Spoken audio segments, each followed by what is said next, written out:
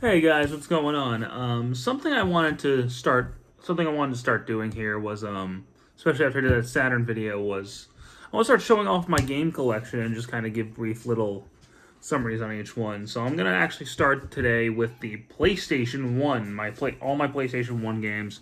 I don't have every PS1 game out there, and I'm still building it, but this is what I got as of today, what's today, the 15th of August, something like that. It's mid-August 2021, so I'm going to go ahead and show off all my PS1 games, and then we'll probably go PS2, PS3, PS4, PS5, so on and so forth. But yeah, let's just go ahead. We'll start going on with what games I own. So we're going to start with Final Fantasy Origins, which is Final Fantasy 1 and Final Fantasy 2. One of my missions was to collect every single Final Fantasy game.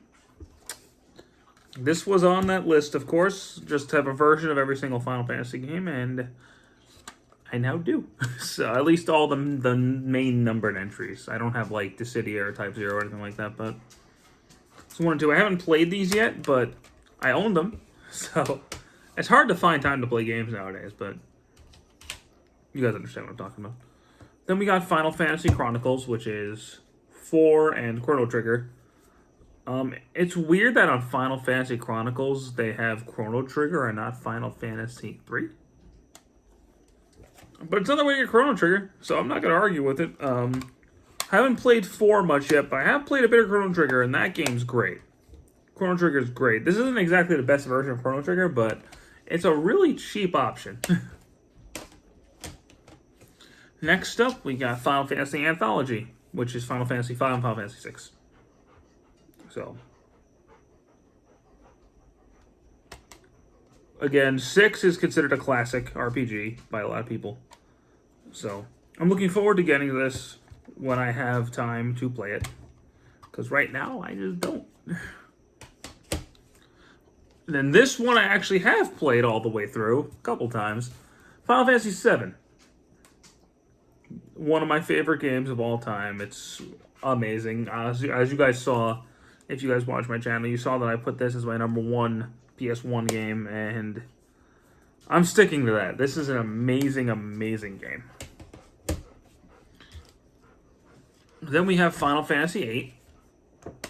Yeah, every single one of these have been Final Fantasy games so far, but Final Fantasy 8 here. Final Fantasy 8 was a birthday gift for me last year, I think. Something like that. Last year or the year before. But it's pretty great. Not that I've played it, but... And then Final Fantasy 9. This is another one that's considered really good by a lot of people. I haven't touched it yet, but I'll get to it. And then Chrono Cross. I haven't really heard much about this one, but I got it in a bundle with the Final Fantasy Chronicles series, the Final Fantasy Chronicles disc, so... I haven't heard much about it, but I'm hopeful. Now, this one right here is the first video game that was ever bought for me in my life. I got this when I was 4. It was the first PlayStation game I played on my own PlayStation. And that's Mortal Kombat Trilogy. Yeah, I played this when I was 4. Probably shouldn't have, and it's not even the best version of Mortal Kombat 3. But, you know, I have a lot of nostalgia for this game, so... There you go. It was the better version of Mortal Kombat 3. Or not Mortal Kombat 3, of this version compared to the Genesis one, the N64 one, and I think even the Saturn had this too. And then Mortal Kombat Mythology Sub-Zero. Not my favorite game. Not my favorite game at all. No, I don't own Special Forces. But not exactly my favorite game, but it's canon. So... yeah. It's canon in both timelines, actually. And then Mortal Kombat 4. So Mortal Kombat 4, again, isn't my favorite Mortal Kombat game by any means. But it's a numbered game, so of course I own it. It's not my least favorite in the main series, but it's up there. It's up there for sure. Still take Armageddon and excuse me, it's like 1 o'clock in the morning right now. I think still MK Armageddon and versus DC are my least favorites, but so now of course we have the first video game I personally ever played, which is Crash Bandicoot. It's great. Crash Bandicoot's a classic. I used to play this game with my dad all the time. I had a whole lot of fun doing it, so there you go. So, of course, Crash Bandicoot 2, huge improvement on the first one. It's an amazing game. It's great. If you like 1, you'll love 2. Some people say 2 is their favorite. It's my second favorite. Because my favorite is, of course, Crash Bandicoot Warped. This is amazing 3D platformer. One of my favorite 3D platformers of all time. It's fantastic. No, I have no negatives about that game. And then Crash Team Racing, which is a great kart racer. It's really fun. I'm sad we never got a sequel. Catching on? Yeah, there was never really a sequel to Crash Team Racing, was there?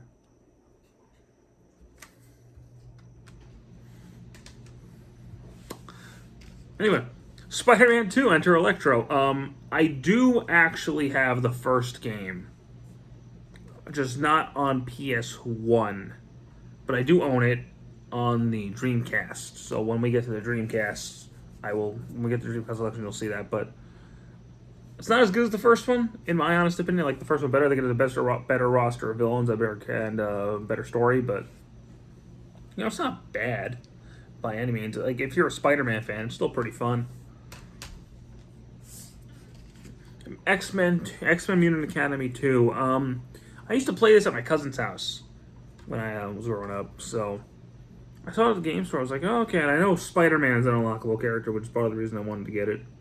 But I mean, it's alright. It's not bad or anything. It's not my favorite fighting game on the system, but it's not bad. Now, this one I used to play with my dad all the time, and I know it's objectively not a great game, but I have a lot of stupid fun with it. Rampage 2 Universal Tour. I personally like World Tour better for some reason, even though Universal Tour's got a lot more going for it. I like the World Tour more, but this isn't bad. If you just want to be an idiot and destroy things, well, you can't really go wrong with Rampage. Gex Enter the Gecko. I had the N64 version of this game when I was a kid, and I feel like this version's probably better. But it's fun. It's a lot of fun, actually. I don't really have too many faults with Gex Enter the Gecko, other than I haven't really played it much since I was a kid. But it's not bad. And then, of course, we have a classic. If you have a PS1, you have this game probably. Metal Gear Solid.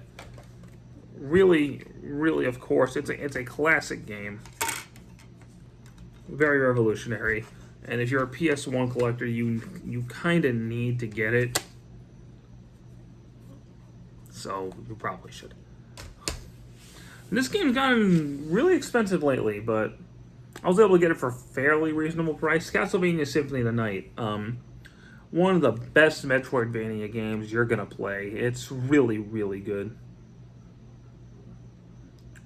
It's also, difficulty-wise, it's pretty manageable, especially for a Castlevania game. It's got the coolest main character ever in a Castlevania game. Alucard is the man. But it's a lot of fun just exploring the castle, finding all of Alucard's abilities, learning all the, the fireballs, the morphs and stuff. It's really good. One I've never honestly played before, like ever. Don't even know anything about it. Armored Core. I know virtually nothing about this game other than there are robots in it. But I found it for like $10. Now this game is actually, I own every single game in this franchise. Not a lot of people talk about them anymore. But I think, in terms of continuity, they have some of the best lore ever in a video game. Blood Omen, Legacy of Kane. This is the first game in the Legacy of Kane series, and it's really deep, really involved, really interesting characters. The gameplay is kind of archaic. This one's not really, gameplay hasn't really aged particularly great, but the story is really, really good. The main character is really cool, and I think its sequel is a much better game, honestly, but we'll get to that when we talk about the Dreamcast. That was also on PS1, but I have the Dreamcast version. But really great start, especially if you're into the lore. There are two endings. One of them is confirmed canon by the sequel, and the other one just not. So, and ironically, it's the bad ending. Usually the good ending's canon. No, the bad ending's canon. So now we got Resident Evil 2. I don't have 1, and I don't have 3. I need to get them, but I don't have them yet. I have the remakes. I have the remake of this too, but I don't have the original version of 1 and the original version of 2 or 3. So I want to get them, but Resident Evil 2 is a classic survival horror game. And it's, for me, not aged particularly greatly in terms of the gameplay, but you know, it's got its fans. I'm not particularly one of them because I don't really like the whole, I don't like the tank controls. I honestly don't like the not being able to move while I shoot thing, even though I love Resident Evil 4. But, you know, it is what it is. I'm probably going to get ostracized in the comments, but yeah, whatever. Now, this is a game that I liked as a kid, so I bought it as an adult, and I want to kill myself. Digimon Rumble Arena. You guys know I'm a Digimon fan. But does this game sucks. It's a really, honestly, really bad fighting game. Everything about it feels wrong. Excuse me, the final boss is a jerk off, and I don't like this game. Now, ironically, my friend Alex, who you saw in my other videos, just did a Saturn review. This game was in his Saturn video. And I feel bad for him for having that version, but here's Croc, Legend of the Gobos, or Gobos. I don't know, I had to get some Gugon for this case, but I actually, the first time I saw this was on a Power Rangers in Space video. From when I was a kid, I was like, oh, I want to play that. So I played it, and it's okay. I also have Croc 2, which I haven't played yet. But, you know, it's a thing. There's never a 3, but there's a 2. There you go. And now we get on to some fighting games. So we have the first Tekken. This game actually really pissed me off. Because it has aged quite badly, if I'm honest with you. I can't say I'm honestly the biggest fan of it anymore.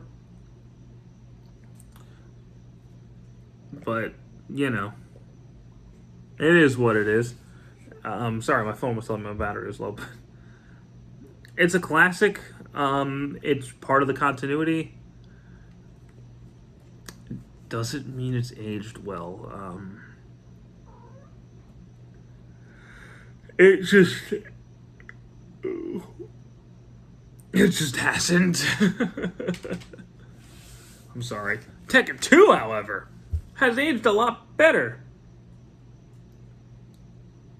I mean, the fact that this did something a lot of games don't do, which is turn the protagonist of the first game into the antagonist of the sequel. Not a lot of games do that. I can only think of like Prototype 2 and Soul Reaver. Let me know in the comments if I missed one, but those are the only two I can think of. And you actually play, the main character of this one is actually the boss character from the first game, which is kind of interesting that they reversed it like that, but Tekken 2 was a much better game than Tekken 1. And then Tekken 3 is a much better game than Tekken 2. Tekken 3 was the first one I played, and it's still the best Tekken game. I don't care what anyone says. Tekken 3 is the best game in the Tekken franchise. Fight me. I did not mean for that to be a pun because it's fighting. And then we got Soul Blade. I'm more of a fan of Soul Calibur and Soul Calibur 2 than I am Soul Blade, but I remember playing this one a lot and liking it as a kid. And I haven't played it since, but, you know, I remember loving it, and I remember being good. So this was a game I got as a freebie. I had zero intention of getting it, but I got it as a freebie when I bought Symphony Night. So Die Hard Trilogy was just kind of there. Excuse me. So, I mean, it's a thing. I don't know if I'll ever play it, but I have it. And last, but certainly kind of least. Now, I'm going to get judged harshly in the comments for this, but I used to love this as a kid. I played this a lot as a kid. Rugrats Search for Riptide. Listen, I used to love Rugrats. Loved Rugrats, no shame. You might have noticed I don't have the Spyro trilogy. I don't, and it's not because I don't like the games. I just have not got around to repurchasing them. I did have them when I was growing up. I just have not got around to repurchasing them as an adult. As of right now, that's my whole PS1 collection. If I get more games, I will do an update. But as of right now, this is all of them. PS1's one of my favorite consoles. It's the console I grew up with, so, you know, I figured let me show off my other hobby besides figures, which is video games. So I'll be following this up with like PS2 and 64 and other consoles that I own. But until that time, I'm going to call it quit on this one.